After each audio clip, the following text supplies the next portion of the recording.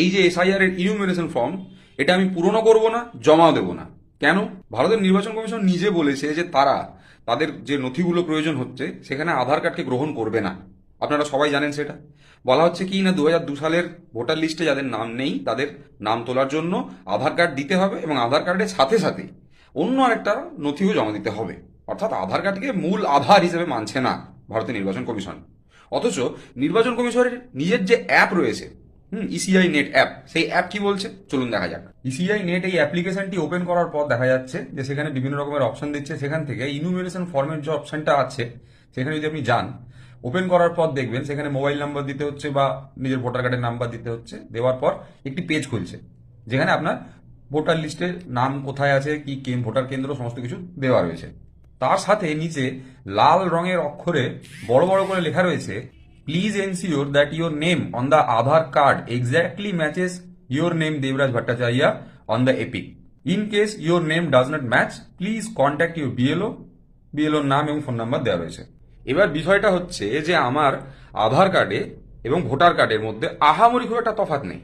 আমার যে পদবি রয়েছে ভট্টাচার্য, ইংরেজিতে স্পেলিং অনুযায়ী সেটা ভট্টাচার্য হয়, আর ভোটার কার্ডে সেটা ভট্টাচার্যা আছে, মানে লাস্টে জে ডবল ইর জায়গায় ওয়াই এ আছে, বাকি সমস্ত কিছুই সেম।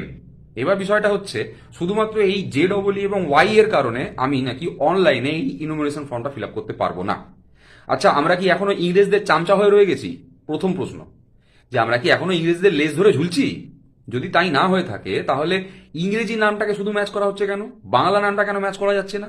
এদিকে সবসময় দেশের বর্তমানে সরকার দেশের সংস্কৃতি, দেশের ঐতিহ্য নিয়ে অনেক বড় বড় লেকচার দেয়, অথচ যেখানে এরকম একটা গুরুত্বপূর্ণ কাজ চলছে যে ভোটার লিস্ট থেকে নাম পর্যন্ত বাদ চলে যেতে পারে, এরকম একটা রিস্কের ব্যাপার, সেখানে বাংলা নামের যে বানান সেটাকে গ্রহণ করা যাচ্ছে না।